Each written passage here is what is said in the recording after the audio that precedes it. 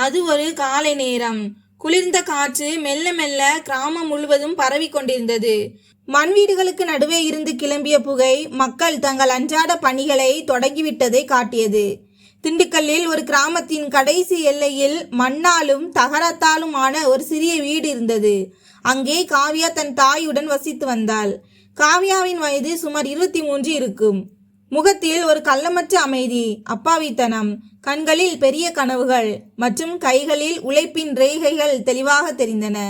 அவளுடைய தந்தை ஒரு காலத்தில் கிராமத்து பள்ளியில் பியூனாக இருந்தார். ஆனால் பல ஆண்டுகளுக்கு முன்பு நோய் காரணமாக அவர் இறந்துவிட்டார். வீட்டின் பொறுப்பு அவளுடைய தாயின் மேல் விழுந்தது. அவர் மற்றவர்களின் வீடுகளில் பாத்திரம் கழுவி ஏதோ ஒருவாறு குடும்பத்தை நடத்தி வந்தார். ஒரு நாள் காவ்யா தன் அறையில் அமர்ந்திருந்தாள். அவளுக்கு முன்னால் இருந்த உடைந்த மரமேஜையின் மேல் ஒரு அனுமதி சீட்டு வைக்கப்பட்டிருந்தது. அவள் அதை திரும்ப திரும்ப பார்த்து கொண்டே இருந்தாள். அது IAS நேர்காணலுக்கான அழைப்பு கடிதம். அவளுடைய அம்மா சமையலறையின் ஒரு மூலையில் காய்ந்த ரொட்டிகளை சுட்டு கொண்டிருந்தார். அம்மா மெதுவாக கேட்டார், மகளே, இன்றைக்கு தானே நகரத்திற்கு போக வேண்டும்? ஆமாம் அம்மா, இன்று என் வாழ்க்கையின் மிக முக்கியமான நாள். உன் அப்பா மட்டும் இன்று இருந்திருந்தால் எவ்வளவு நன்றாக இருந்திருக்கும். அப்பா இருந்திருந்தால் ரொம்ப சந்தோஷப்பட்டிருப்பார் அம்மா. என்னிடம் இவ்வளவுதான் பணம் இருக்கிறது. அப்புறம் நீ எப்படி மருந்து வாங்குவாய் அம்மா? நீ நேர்காணல் முடித்துவிட்டு வா, என் மருந்தும் தானாக வந்துவிடும் என்றார். அம்மா பொய் சொல்கிறார் என்பது காவ்யாவிற்கு தெரியும். கடந்த சில நாட்களாக அம்மாவின் இருமல் அதிகமாகிக் கொண்டே இருந்தது. ஆனால் வறுமை மனிதனை கையெறு நிலைக்கு தள்ளிவிடுகிறது. காவ்யா தன் பழைய பையில் ஃபைலை வைத்தாள். அவள் உடுத்துவதற்காக கடந்த ஆண்டு கல்லூரி விடைபெறும் விழாவில் உடுத்திய அதே சுடிதாரை எடுத்தாள். அந்த ஆடை ஆங்காங்கே பழசாகி போயிருந்தது. துப்பட்டாவிலும் லேசான தையல் ஒட்டுக்கள் இருந்தன. கிராமத்து பெண்கள் அடிக்கடி அவளை கேலி செய்வார்கள். IAS ஆக போகிறாளாம். முதலில் உன்னுடைய உடைகளை பார். ஆனால் காவ்யா அனைத்தையும் அமைதியாக கேட்டுக்கொள்வாள். பேருந்து நிலையம் வரை செல்வதற்காக காவ்யா நடந்து புறப்பட்டாள். வழியில் மக்கள் அவளை பார்த்து கொண்டிருந்தார்கள். சிலர் கேலி பேச்சுக்களை வீசினர். ஒரு மனிதன் சொன்னான், ஏய் காவ்யா, இவ்வளவு ஃபைல்களை தூக்கி கொண்டு எங்கே போகிறாய்? IAS இன்டர்வியூ கொடுக்க என்றாள். ஆஹா, பிரமாதம். கிராமமே இப்போது நம் ஊர் காவ்யா கலெக்டராக போகிறாள் என்று சிரித்தனர். காவ்யா எதுவும் பேசவில்லை. அவள் முன்னோக்கி நடந்து கொண்டே இருந்தாள். பேருந்தில் அமர இடம் இல்லை. அவள் வழிநெடுகிலும் நின்று கொண்டே பயணித்தாள். பலர் அவளை உற்று பார்த்து கொண்டிருந்தனர். நகரத்து இளைஞர்கள் சிலர் அவளுடைய உடைகளை கண்டு சிரித்து கொண்டிருந்தனர். ஒரு பெண் தன் தோழனிடம் சொன்னால், பார்க்க ஏதோ ஒரு கிராமத்திலிருந்து நேரடியாக வருவது போல் தெரிகிறது. ஒருவேளை வேலை தேடி வந்திருக்கலாம். காவ்யா ஜன்னலுக்கு வெளியே பார்க்க தொடங்கினாள். அவள் இந்த அவமானங்களுக்கு பழகி போயிருந்தாள். சுமார் 5 மணி நேர பயணத்திற்கு பிறகு பேருந்து நகரத்தை அடைந்தது. அவ்வளவு பெரிய பெரிய கட்டிடங்களை பார்த்ததும் அவள் சில நொடிகள் அப்படியே திகைத்து நின்று விட்டாள். அவள் அதுவரை அவ்வளவு பெரிய நகரத்தை பார்த்ததே இல்லை. சாலையை கடக்கும் போது திடீரென்று அவளது செருப்பு அறுந்து போனது. அவள் பதற்றமடைந்தாள். ஐயோ கடவுளே, இப்போது நான் என்ன செய்வேன்? அவள் சாலையோரமாக அமர்ந்து அந்த செருப்பை ஒரு பின்னை வைத்து இணைக்க முயன்றாள். மக்கள் கடந்து சென்று கொண்டிருந்தனர். யாரும் அவளுக்கு உதவவில்லை. எப்படியோ ஒரு வழியாக அவள் நேர்காணல் மையத்தை சென்றடைந்தாள். அங்கிருந்த காட்சியை பார்த்ததும் அவளது காலடிகள் அப்படியே சதம்பித்து நின்றன. பெரிய பெரிய கேட்டுகள், விலையுயர்ந்த கார்கள், சூட் பூட் அணிந்த தேர்வர்கள், எல்லாமே ஏதோ ஒரு வேறு உலகத்தை போல தோன்றியது. ஒவ்வொரு தேர்கருடனும் அவர்களுடைய குடும்பத்தினர் வந்திருந்தனர். யாரோ ஒருவர் ஆங்கிலத்தில் பேசிக் கொண்டிருந்தார். மற்றொருவரோ பெரிய கல்லூரியின் பெயரை சொல்லிக் கொண்டிருந்தார். காவ்யா மெதுவாக உள்ளே சென்றாள். மக்களின் பார்வை அவளது உடைகளின் மேல் விழுந்ததும் சிலர் புன்னகைக்க தொடங்கினர். ஒரு வாலிபன் சொன்னான், இவரும் நேர்காணல் கொடுக்கத்தான் வந்திருக்கிறார். ஒருவேளை தவறான இடத்திற்கு வந்துவிட்டாரோ என்னவோ. ஆனால் காவ்யா தன்னை தேற்றிக் கொண்டு ஒரு மூலையில் சென்று அமர்ந்தாள். பின்னால் அமர்ந்திருந்த சிலர் மீண்டும் சிரித்து கொண்டே சொன்னார்கள், best of luck collector madam. Collector madam அவர்களின் அந்த சிரிப்பொலி அவளது காதுகளில் ஒலித்து கொண்டே இருந்தது. ஆனால் அவள் தன்னை உடைந்து போக விடவில்லை. நேர்காணல் அறைக்கு வெளியே வந்ததும் அவளது கைகள் நடுங்க தொடங்கின. அவள் தன் தந்தையின் பழைய புகைப்படத்தை பையிலிருந்து எடுத்து மெதுவாக சொன்னாள், அப்பா, கூடவே இருங்கள். அப்போது உள்ளே இருந்து குரல் வந்தது, உள்ளே வாருங்கள் காவ்யா. காவ்யா கதவை திறந்தாள். அறையில் 5 பேர் அமர்ந்திருந்தனர். அவர்களுக்கு முன்னால் ஃபைல்கள் வைக்கப்பட்டிருந்தன. நடுவில் அமர்ந்திருந்த அதிகாரி தன் கண்ணாடியை கலற்றி அவளை பார்த்தார். அவர்களின் பார்வை முதலில் காவ்யாவின் உடைகளின் மேல்தான் விழுந்தது. ஒரு பெண் அதிகாரி மெல்லிய குரலில் கேட்டார். ஐஏஎஸ் நேர்காணலுக்காக வந்திருக்கிறீர்களா? ஆமாம் சார். ஆமாம் மேடம். இதன் பின் அவள் அமர்ந்தாள். அறையில் சில நொடிகள் நிசப்தம் நிலவியது. நீங்கள் எங்கே படித்தீர்கள்? சார், கிராமத்து அரசு பள்ளியில் படித்தேன். பிறகு மாவட்ட கல்லூரியில் பட்டம் பெற்றேன். கோச்சிங் எதுவும் போகவில்லை சார். சுவாரஸ்யமாக இருக்கிறது. உங்கள் தந்தை என்ன செய்து கொண்டிருந்தார்? சார், அவர் பள்ளியில் பியூனாக இருந்தார். இப்போது அவர் உயிரோடு இல்லை என்றாள். இந்திய அரசியலமைப்பில் அடிப்படை உரிமைகளின் முக்கியத்துவம் என்ன? உங்களுக்கு மிகவும் ஏழ்மையான ஒரு மாவட்டத்தின் நிர்வாகத்தை கவனிக்கும் பொறுப்பு கிடைத்தால் நீங்கள் முதலில் என்ன செய்வீர்கள் என்று கேள்விகள் கேட்டனர். அதற்கு காவ்யா, சார், எல்லாவற்றிற்கும் முன்பாக கல்வி மற்றும் சுகாதாரத்தின் மீதுதான் பணியாற்றுவேன். வறுமைக்கு மிக முக்கிய காரணம் வாய்ப்புகளின் பற்றாக்குறைதான் என்றாள். உடனே ஒரு அதிகாரி கேட்டார், நீங்களே ஒரு மிகவும் ஏழ்மையான குடும்பத்தைச் சேர்ந்தவர். உங்களுக்கு இவ்வளவு பெரிய பதவி கிடைத்துவிட்டால் நீங்கள் மாறிவிடுவீர்களா என்று. அதற்கு காவ்யா, சார், வறுமை மனிதனின் சிந்தனையை மாற்றுவதில்லை, அது அவனுடைய சூழ்நிலையை மட்டுமே காட்டுகிறது என்றாள். உங்களின் மிகப்பெரிய பலம் என்ன? தோல்வியை ஒப்புக்கொள்ளாமல் இருப்பது. உங்களின் மிகப்பெரிய பலவீனம்? என் அம்மா.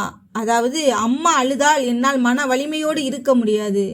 இன்று நீங்கள் தேர்ந்தெடுக்கப்படவில்லை என்றால் நான் மீண்டும் முயற்சிப்பேன் சார். ஏனென்றால் என்னிடம் தோல்வியை ஏற்றுக்கொண்டு பின்வாங்கும் வசதி இல்லை என்றாள். நன்றி காவ்யா, உங்கள் இன்டர்வியூ முடிந்தது என்றனர். காவ்யா வெளியே வந்ததும் வெளியே இருந்த சிலர், இவ்வளவு சீக்கிரம் முடிந்து விட்டதா, வெளியே அனுப்பிவிட்டார்கள் போலிருக்கிறது என்று சிரித்தனர். அப்போது ஒருவன் சொன்னான், அந்த பெண்ணிடம் ஏதோ ஒரு வித்தியாசம் இருக்கிறது. அவளுடைய ஆடைகள் ஏழையாக இருக்கலாம், ஆனால் அவளுடைய சிந்தனை மிகவும் பணக்காரத்தனமானது, உயர்ந்தது. அங்கே காவ்யா வெளியே சாலையில் தனியாக நடந்து சென்று கொண்டிருந்தாள். பையில் இருந்த பணம் கிட்டத்தட்ட தீர்ந்து விட்டிருந்தது. பசியும் எடுத்தது. ஆனால் அவளது முகத்தில் ஒரு விசித்திரமான அமைதி இருந்தது.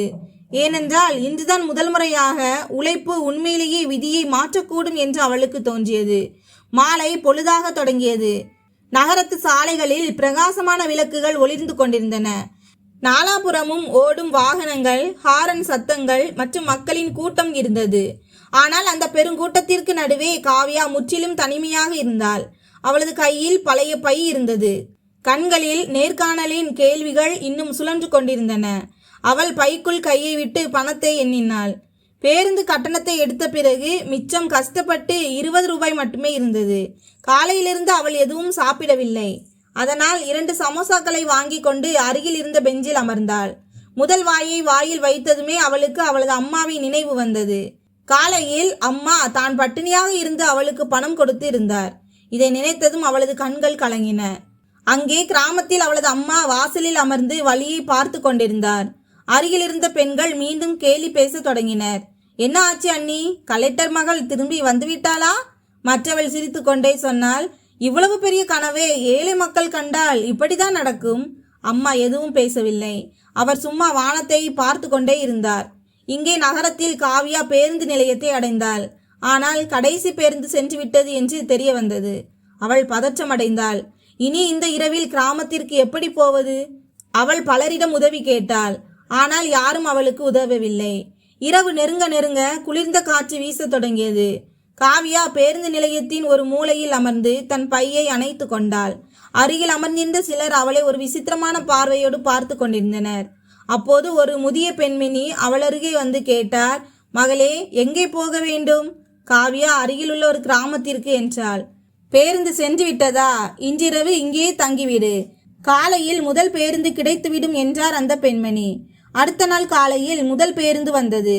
காவ்யா வேகமாக அதில் ஏறி அமர்ந்தாள். அவள் கிராமத்தை அடைந்தபோது சூரியன் உதித்திருந்தது. அவளது அம்மா வாசலிலேயே அமர்ந்திருந்தார். காவ்யாவை பார்த்ததுமே அவளுடைய கண்களில் ஒரு பிரகாசம் வந்தது. வந்துட்டியா மகளே? காவ்யா ஓடி சென்று அம்மாவை அணைத்து கொண்டாள். அம்மா உடனடியாக கேட்டார், நேர்காணல் எப்படி நடந்தது? நன்றாக நடந்தது அம்மா. ஆனால் அங்கே எல்லோரும் பெரிய பெரிய ஆட்களாக இருந்தார்கள் என்றாள். காவ்யா அம்மா உடனே, என் மகளும் யாருக்கும் சளைத்தவள் இல்லை என்றார். கிராம மக்கள் சிலர், அட வந்துவிட்டாரே ஐஏஎஸ் மேடம் என்று கிண்டல் செய்தனர். காவ்யா அவர்கள் மேல் கவனம் செலுத்தவில்லை. வீட்டின் செலவுகளை சமாளிப்பதற்காக மீண்டும் குழந்தைகளுக்கு டியூஷன் எடுக்க தொடங்கினாள். கிராமத்து சிறு பிள்ளைகளுக்கு அவளை மிகவும் பிடித்திருந்தது.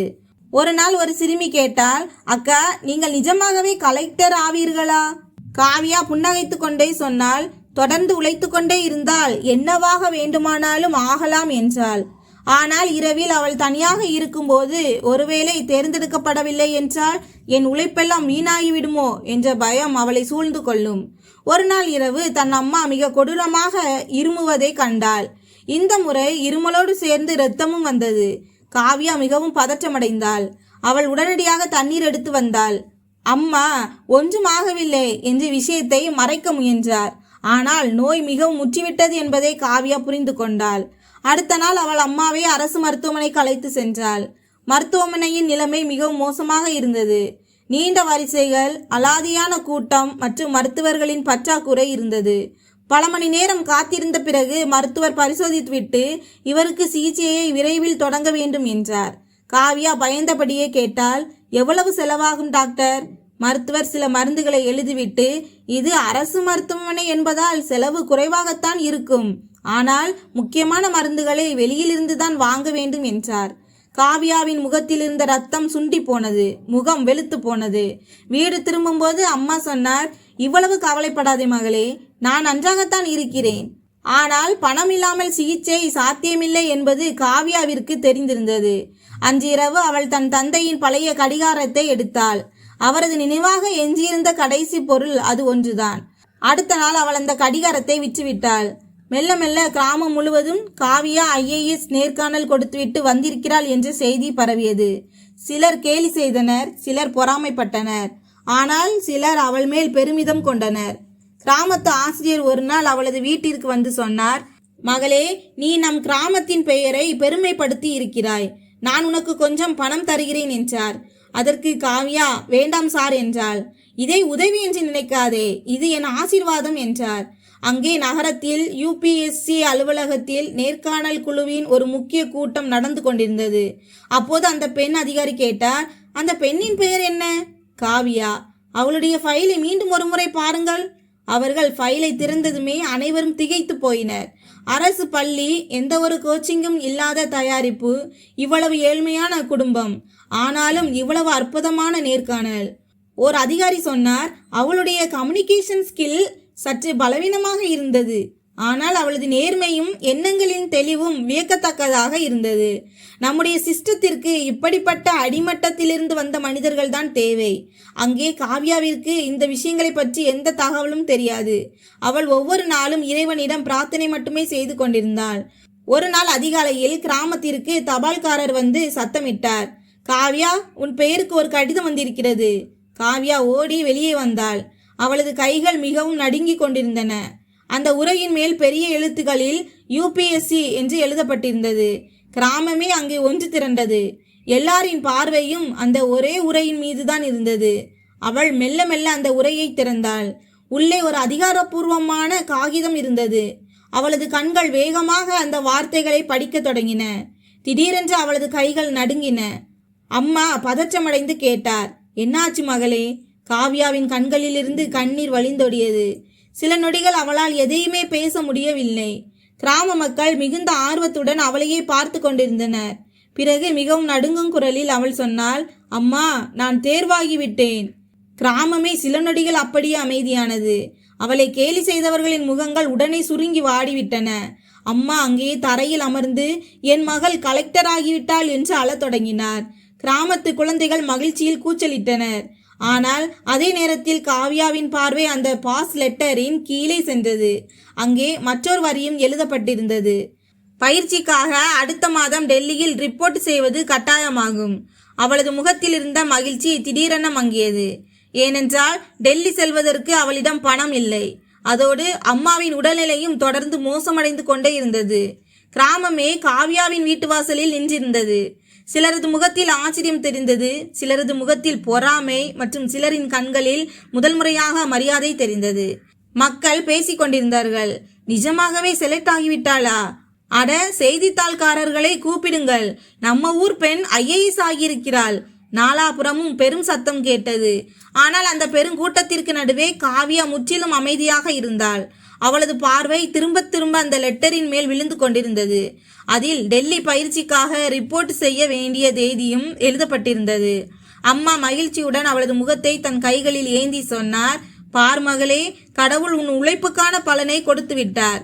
காவ்யா புன்னகைத்தாள். ஆனால் அவளுக்குள் ஒரு ஆழமான பயம் குடியேறி இருந்தது. டெல்லி செல்வதற்கான வழிகட்டணம், அங்கே தங்குவதற்கான செலவு மற்றும் அம்மாவின் சிகிச்சை, இவ்வளவு பணத்திற்கு எங்கே போவது? சிறிது நேரத்திற்கு பிறகு கிராமத்து உள்ளூர் மீடியாக்களும் அங்கே வந்தனர். ஒருவர் கேமராவை ஆன் செய்து கேட்டார், காவ்யா, நீங்கள் இவ்வளவு ஏழ்மையான குடும்பத்தை சேர்ந்தவர். இத்தனை சிரமங்களுக்கு மத்தியிலும் இந்த நிலையை நீங்கள் எப்படி அடைந்தீர்கள் என்று கேள்வி கேட்டனர். அதற்கு காவ்யா, கனவுகள் பெரிதாக இருந்ததால் துன்பங்கள் சிறியதாக தெரிந்தன என்றாள். மக்கள் உங்களை கேலி செய்யும்போது உங்களுக்கு எப்படி இருக்கும்? ஏழை மனிதனின் கனவு மக்களுக்கு எப்போதும் ஒரு கேலியாகத்தான் தெரியும். அவளது இந்த வார்த்தையை கேட்டதும் அங்கே நின்றிருந்த பலர் தங்கள் தலைகளை குனிந்து கொண்டனர். அடுத்த நாள் மாவட்ட அளவிலான செய்தித்தாளில் காவ்யாவின் புகைப்படம் அச்சிடப்பட்டிருந்தது. அதன் தலைப்பு, கிழிந்த ஆடைகளுடன் நேர்காணலுக்கு சென்ற பெண் IAS ஆனார். மாவட்டம் முழுவதும் அவளை பற்றியே பேச தொடங்கியது. ஆனால் காவ்யாவின் வாழ்க்கையின் நிஜமான போராட்டங்கள் இன்னும் அப்படியே தான் இருந்தன. அவளது ஆசிரியரும் கிராமத்து நல்ல மனிதர்கள் சிலரும் சேர்ந்து எப்படியோ அவளது டெல்லி பயணத்திற்கான டிக்கெட்டிற்கு ஏற்பாடு செய்தனர். அம்மாவும் அவளுக்கு தைரியம் தந்தார். நீ போ மகளே, என்னை பற்றி கவலைப்படாதே, நான் மருத்துவமனை மருந்துகளிலேயே குணமாகி விடுவேன் என்றார். காவ்யா கனத்த இதயத்துடன் டெல்லிக்கு புறப்பட்டாள். அது டெல்லியின் கடுமையான குளிர்கால காலை பொழுது. பயிற்சி அகாடமியின் பெரிய மைதானத்தில் புதிய அதிகாரிகள் அனைவரும் ஒன்றாக நின்றிருந்தனர். ஒவ்வொருவரின் முகத்திலும் ஒரு அசாத்தியமான தன்னம்பிக்கை தெரிந்தது. விலையுயர்ந்த காலணிகள், பிராண்டட் ஆடைகள், கம்பீரமான சூட்கள் மற்றும் சரளமான ஆங்கிலம், இவை எல்லாமே காவ்யாவிற்கு மீண்டும் ஒரு முற்றிலும் வேறு உலகத்தைப் போல தோன்றியது. அவள் எல்லாருக்கும் பின்னால் அமைதியாக நின்றிருந்தாள். அவளிடம் வெறும் 2 ஜோடி ஆடைகள் மட்டுமே இருந்தன. ஒன்று அவள் எப்போதுமே அணியும் அதே பழைய சூட். மற்றொன்று கிராமத்திலிருந்து புறப்படும் போது அவளது அம்மா பக்கத்து வீட்டில் யாரிடமோ கடன் வாங்கி எடுத்து கொடுத்த ஒரு சாதாரண சுடிதார். முதல் நாளில் அனைத்து அதிகாரிகளின் முறையான அறிமுகம் தொடங்கியது. ஒரு வாலிபன் முன்னோக்கி வந்து சொன்னான், myself Aarav Mehta, Delhi University. மற்றொரு பெண் சொன்னாள், I am Riya, London School of Economics. ஒவ்வொருவரும் பெரிய பெரிய கல்லூரிகளின் பெயர்களையும் தங்களின் பணக்கார குடும்ப பின்னணியையும் சொல்லிக் கொண்டிருந்தனர். பிறகு காவ்யாவின் முறை வந்தது. அவள் மெதுவாக தன் இடத்தில் எழுந்து நின்று சொன்னாள், என் பெயர் காவ்யா, நான் தமிழ்நாட்டில் ஒரு சிறிய கிராமத்திலிருந்து வருகிறேன். இதை கேட்டதும் சிலர் லேசாக புன்னகைத்தனர். காவ்யா தொடர்ந்து சொன்னாள், நான் என் முழு படிப்பையும் அரசு பள்ளியில்தான் படித்தேன். அப்போது பின்னால் நின்றிருந்த 2 இளைஞர்கள் தங்களுக்குள் முணுமுணுக்க தொடங்கினர். டே, சமூக ஊடகங்களில் வைரலானாலே அதே கிழிந்த ஆடை அணிந்த பெண் இவள்தானே? அவர்களின் அந்த லேசான சிரிப்பொலி அரங்கம் முழுவதும் எதிரொலித்தது. காவ்யா அந்த பேச்சை தெளிவாக கேட்டுவிட்டாள். ஆனால் இந்த முறை அவள் அமைதியாக இருக்கவில்லை. அவள் நேராக அந்த இளைஞர்களை பார்த்து மிக உறுதியாக சொன்னாள், ஆமாம், நான் அதே பெண்தான். என் ஆடைகள் தான் கிழிந்திருந்தன, என் கனவுகள் அல்ல. அவளது இந்த வார்த்தையை கேட்டவுடனேயே அரங்கம் முழுவதும் முற்றிலும் நிசப்தமானது. அங்கிருந்த முதன்மை பயிற்சி அதிகாரி முதல் முறையாக புன்னகைத்து அவளை பார்த்து பாராட்டினார். மெல்ல மெல்ல நாட்கள் நகரத் தொடங்கின. ஆனால் அகாடமியின் பயிற்சி மிகவும் கடினமாக இருந்தது. அதிகாலை 4 மணிக்கு எழுவது, நீண்ட தூர ஓட்டம், பிறகு தொடர்ந்து வகுப்புகள், பிரசன்டேஷன்கள் மற்றும் களப்பணி பயிற்சிகள் என எல்லாமே மிகவும் பிஸியாக சுறுசுறுப்பாக வைத்திருக்கக்கூடியதாக இருந்தது. ஆரம்பத்தில் காவ்யாவிற்கு ஆங்கிலம் பேசுவதிலும் அங்கிருந்த நவீன சூழ்நிலைக்கு ஏற்ப மாறுவதிலும் நிறைய சிரமங்கள் இருந்தன. இதை சிலர் அடிக்கடி கேலி செய்வதும் உண்டு. ஒரு நாள் வகுப்பில் ஒரு மிக முக்கியமான பிரசன்டேஷன் கொடுக்க வேண்டியிருந்தது. காவ்யா மேடைக்கு சென்றபோது பின்னால் இருந்து மீண்டும் ஒரு நையாண்டியான குரல் கேட்டது. இப்போது பாருங்கள், இந்த கிராமத்து பெண் ஆங்கிலம் பேச போகிறாள். இதை கேட்டு சிலர் அடக்க முடியாமல் சிரித்தனர். காவ்யாவின் கைகள் நடுங்க தொடங்கின. பிரசன்டேஷன் ஃபைல் அவளது கையை விட்டு நழுவ பார்த்தது. ஆனால் அடுத்த கணமே அவளுக்கு அவளது அம்மா சொன்ன வார்த்தைகள் நினைவுக்கு வந்தன. எதற்கும் பயப்படாதே மகளே. அவள் ஒரு ஆழமான மூச்சை இழுத்துவிட்டு பேச தொடங்கினாள். ஆரம்பம் சற்று பலவீனமாகவும் தயக்கம் நிறைந்ததாகவும் இருந்தது. ஆனால் அவள் இந்தியாவின் கிராமப்புற பகுதிகள் மற்றும் ஏழைகளின் அடிமட்ட பிரச்சனைகளை பற்றி பேச பேச ஒட்டுமொத்த வகுப்பும் முற்றிலும் அமைதியானது. அவள் தன் உரையை முடிக்கும் போது சொன்னாள், ஏழைகளுக்கு யாருடைய பரிதாபமும் தேவையில்லை, அவர்களுக்கு ஒரு சரியான வாய்ப்பு மட்டுமே தேவை. நம் கிராமங்களில் திறமைக்கு எந்த குறையும் இல்லை, நவீன வசதிகளில்தான் பற்றாக்குறை நிலவுகிறது. அவள் பேசி முடித்ததும் அரங்கம் முழுவதும் பலத்த கைத்தட்டல் ஒலியால் அதிர்ந்தது. இதுவரை அவளை கேலி செய்தவர்கள் இப்போது அவளை மிகுந்த மரியாதையுடன் பார்த்து கொண்டிருந்தனர். எக்ஸலண்ட்! பயிற்சி அதிகாரி எழுந்து நின்று சொன்னார். எக்ஸலண்ட் காவியா, உன்னை நினைத்து பெருமைப்படுகிறேன். அன்றுதான் முதல் முறையாக காவியா தன் பலவீனத்தையே தன் பலமாக மாற்றிக்கொண்டதை எண்ணி தன் மீது மிகுந்த பெருமிதம் கொண்டாள். ஆனால் அன்றிரவு அவள் தன் அறையில் அமர்ந்திருந்த போது அவளது போனுக்கு கிராமத்திலிருந்து ஒரு அழைப்பு வந்தது. திரையில் ஆசிரியரின் பெயர் தோன்றுவதை கண்டதும் அவள் உடனடியாக போனை எடுத்தாள். ஆனால் மறுமுனையில் ஆசிரியரின் குரல் மிகவும் நடுங்கிக் கொண்டிருந்தது. அவர் சொன்னார், மகளே, நீ எவ்வளவு சீக்கிரம் முடியுமோ அவ்வளவு சீக்கிரம் கிராமத்திற்கு வா. காவியா மிகவும் பதற்றமடைந்து கேட்டாள், என்னாச்சு சார், எல்லாரும் நலம்தானே? சில நொடிகள் நீடித்த ஒரு பயங்கரமான மௌனத்திற்கு பிறகு ஆசிரியர் சொன்னார், உன் அம்மாவின் உடல்நிலை மிகவும் மோசமாக இருக்கிறது. அவர் மருத்துவமனையில் அனுமதிக்கப்பட்டிருக்கிறார். இதை கேட்டதுமே காவியாவின் கையில் இருந்த போன் கீழே விழுந்தது. அவள் முற்றிலும் உறைந்து போனாள். அடுத்த நாள் காலை அவள் ஒரு நொடியை கூட வீணாக்காமல் உடனடியாக கிராமத்திற்கு புறப்பட்டாள். வழிநெடுகிலும் அவளது கண்களில் இருந்து கண்ணீர் வழிந்து கொண்டே இருந்தது. தன் அம்மாவிற்கு ஒன்றும் ஆகக்கூடாது என்று மட்டுமே அவள் இறைவனிடம் பிரார்த்தனை செய்து கொண்டிருந்தாள். அவள் மாவட்ட மருத்துவமனையை அடைந்தபோது அவளது அம்மா ஐசியூவில் அனுமதிக்கப்பட்டிருந்தார். அவரது முகம் மிகவும் பலவீனமடைந்திருந்தது. சுவாசமும் மிகவும் மெதுவாக ஓடிக்கொண்டிருந்தது. காவியா ஓடி சென்று அவரது அருகில் அமர்ந்து அவரது கைகளை பற்றி கொண்டாள். அம்மா மிகவும் சிரமப்பட்டு தன் கண்களை திறந்தார். தன் மகளை தன் முன்னால் கண்டதும் அவரது முகத்தில் ஒரு மெல்லிய புன்னகை அரும்பியது. அவர் மிகவும் மெதுவான குரலில் சொன்னார், என் அதிகாரி மகள் வந்துவிட்டாள். காவியா விம்மி விம்மி அழத் தொடங்கினாள். நீ குணமாகி விடுவாய் அம்மா, நான் வந்துவிட்டேன் அல்லவா? அம்மா மெதுவாக அவளது கையை இன்னும் இறுக பற்றி கொண்டு சொன்னார், எனக்கு இப்போது எந்த கவலையும் இல்லை மகளே, என் நேரம் வந்துவிட்டது. காவியா அழுது கொண்டே சொன்னாள், அப்படி சொல்லாதே அம்மா, இன்னும் நான் உனக்கு நிறைய பணிவிடைகள் செய்ய வேண்டும். அம்மாவின் கண்களிலிருந்தும் கண்ணீர் வந்தது. அவர் சொன்னார், உன் அப்பாவின் கனவு இன்று நிறைவேறிவிட்டது. நான் மிகவும் மகிழ்ச்சியாக இருக்கிறேன். அப்போது திடீரென்று அங்கிருந்த மருத்துவ கருவியின் சத்தம் மிக வேகமாக ஒலிக்க தொடங்கியது. மருத்துவர்களின் குழு விரைந்து உள்ளே வந்து காவியாவை உடனடியாக அறையை விட்டு வெளியேற்றினர். காவியா வெளியே நடைபாதையில் நின்று கொண்டு அழுது கொண்டே இருந்தாள். பிரார்த்தனை செய்து கொண்டிருந்தாள். சில நிமிடங்களுக்கு பிறகு மருத்துவர் வெளியே வந்தார். ஆனால் அவரது முகத்தில் இருந்த அந்த ஆழமான மௌனம் எல்லாவற்றையும் உணர்த்திவிட்டது. மருத்துவர் மெதுவாக சொன்னார், ஐ எம் சாரி, எங்களால் அவரை காப்பாற்ற முடியவில்லை. இதை கேட்டதுமே காவியா அங்கேயே தரையில் அமர்ந்து விட்டாள். அவளது உலகம் ஒரே கணத்தில் முற்றிலும் அழிந்து விட்டது போல் இருந்தது. எந்த தாய் தான் பட்டினியாக இருந்து அவளை படிக்க வைத்தாரோ, யார் இந்த சமூகத்தின் ஒவ்வொரு கொடுமையான கேலி பேச்சுக்களையும் தாங்கி கொண்டு அவளை இந்த நிலைக்கு கொண்டு வந்தாரோ, இன்று அவளது மகள் நிஜமாகவே அதிகாரியாக மாறிய போது அவர் அவளை எப்போதுமாய் பிரிந்து சென்று விட்டார். கிராமத்து மக்கள் அனைவரும் இறுதி சடங்கில் கலந்து கொண்டனர். ஒரு காலத்தில் காவியாவையும் அவளது அம்மாவையும் கேலி செய்தவர்களின் கண்கள் கூட இன்று கலங்கியிருந்தன. அவர்கள் தங்கள் செயல்களுக்காக வெட்கி தலை குனிந்தனர். ஆசிரியர் காவியாவின் தோளில் கை வைத்து சொன்னார், உன் அம்மா மிகச்சிறந்த ஒரு பெண்மணி மகளே. அவர் தன் கடமையை முழுமையாக செய்து முடித்து விட்டார். காவியா அமைதியாக வானத்தை பார்த்து கொண்டிருந்தாள். வாழ்க்கை தனக்கு மிக உன்னதமான மகிழ்ச்சியை கொடுத்த அதே வேளையில் மிகப்பெரிய வலியையும் கொடுத்துவிட்டது போல அவளுக்கு தோன்றியது. சில நாட்களுக்கு பிறகு அவள் கனத்த இதயத்துடன் மீண்டும் தன் பயிற்சிக்கு திரும்பினாள். இப்போது அவள் பழையபடி பலவீனமான பயந்த சுபாவமுள்ள பெண் அல்ல. அவளது கண்களில் ஒரு ஆழமான வலி இருந்தது உண்மைதான். ஆனால் அதே வலிதான் இப்போது அவளை உள்ளுக்குள் இன்னும் வலிமையாக்கி இருந்தது. அவள் தன் முழு ஆற்றலையும் பயிற்சியில் செலுத்தினாள். பல மாத கால மிகவும் கடினமான மற்றும் கடுமையான பயிற்சிக்கு பிறகு இறுதியாக அந்த வரலாற்று சிறப்புமிக்க நாள் வந்தே விட்டது. அவளும் அவளது பெற்றோரும் சிறு வயதிலிருந்தே கண்ட கனவு அது. பயிற்சி நிறைவு அணிவகுப்பு நாள். அனைத்து இளம் அதிகாரிகளும் தங்களின் முழு சீருடை மற்றும் பதக்கங்களுடன் மைதானத்தில் பெருமிதத்துடன் நின்றிருந்தனர். காவியாவின் கண்கள் திரும்ப திரும்ப அங்கே வந்திருந்த விருந்தினர்களின் கூட்டத்தில் தன் அம்மாவை தேடிக்கொண்டிருந்தன. ஆனால் அங்கே வெறும் வெற்றுத்தன்மை மட்டுமே எஞ்சியிருந்தது. விழா தொடங்கியது. நாட்டின் புதிய தீரமிக்க அதிகாரிகளின் பெயர்கள் ஒவ்வொன்றாக அழைக்கப்பட தொடங்கின. ஒலிபெருக்கியில் காவியா என்று முழங்கியதும் ஒட்டுமொத்த மைதானமும் பார்வையாளர் அரங்கமும் பலத்த கைத்தட்டல் ஒலியால் அதிர்ந்தன. காவியா முழு பெருமிதத்துடன் முன்னோக்கி நடந்தாள்.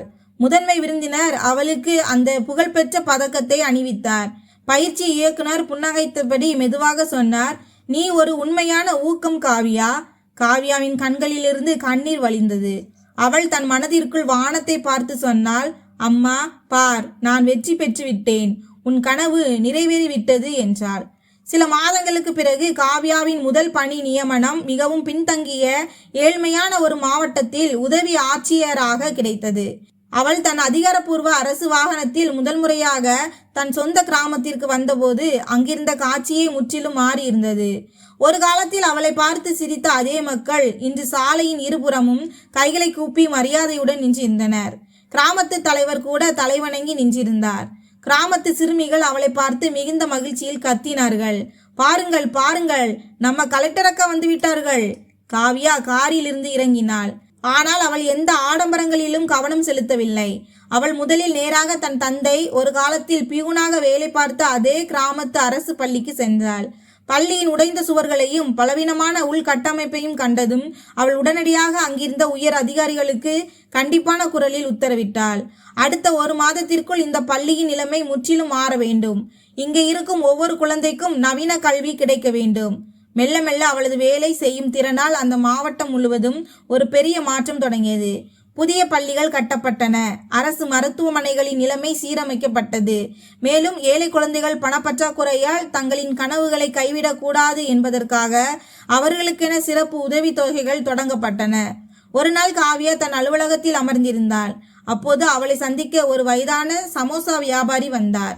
அவளிடம் பணம் தீர்ந்து போயிருந்த போது நகரத்து பேருந்து நிலையத்திற்கு அருகில் அவளுக்கு உணவளித்த அதே முதியவர்தான் அவர்.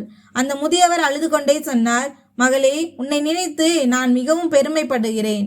உழைப்பால் என்ன செய்ய முடியும் என்பதை நீ நிரூபித்து காட்டிவிட்டாய்." காவியா தன் நாற்காலியிலிருந்து எழுந்து வந்து அவரது கால்களை தொட்டு வணங்கி புன்னகையுடன் அவருக்கு நன்றி கூறினாள். அது ஓர் இரவு நேரம். காவியா மண்ணாலும் தகரத்தாலுமான தன் அதே பழைய வீட்டிற்கு வெளியே தனியாக நின்று கொண்டிருந்தாள். அவள் அமைதியான வானத்தை பார்த்து கொண்டிருந்தாள். குளிர்ந்த காற்று மெல்ல மெல்ல வீசி கொண்டிருந்தது. காற்றின் அந்த அலைகளில், "கடவுள் உன் உழைப்பை ஒருபோதும் வீணாக்க மாட்டார் மகளே" என்ற அவளது அம்மாவின் குரல் மீண்டும் எதிரொலிப்பது போல அவளுக்கு தோன்றியது. காவியாவின் கண்களிலிருந்து கண்ணீர் வழிந்தோடியது. அவள் வானத்து நட்சத்திரங்களை பார்த்தபடி மிகவும் மெதுவான மற்றும் உறுதியான குரலில் சொன்னாள், "ஏழையின் ஆடைகள் கிழிந்திருக்கலாம், ஆனால் அவனுடைய கனவுகள் ஒருபோதும் கிழிந்து போகாது." நண்பர்களே, நீங்களும் உங்கள் வாழ்க்கையில் எப்போதாவது ஏதேனும் ஒரு சூழ்நிலையில் இதுபோன்ற ஒரு கடுமையான போராட்டத்தையோ அல்லது அன்பிற்குரியவர்களை இழந்த வழியையோ உணர்ந்திருக்கிறீர்களா? காவியாவின் இந்த கதை உங்கள் இதயத்தை தொட்டிருந்தால் வீடியோவை தவறாமல் லைக் செய்யுங்கள். நீங்கள் உங்கள் வாழ்க்கையில் சந்தித்த மிகப்பெரிய போராட்டம் எது என்பதை கமெண்டில் எங்களுடன் பகிர்ந்து கொள்ளுங்கள். இது போன்ற மேலும் பல ஊக்கமளிக்கும் கதைகளுக்கு நமது சேனலை சப்ஸ்கிரைப் செய்ய மறக்காதீர்கள். நன்றி.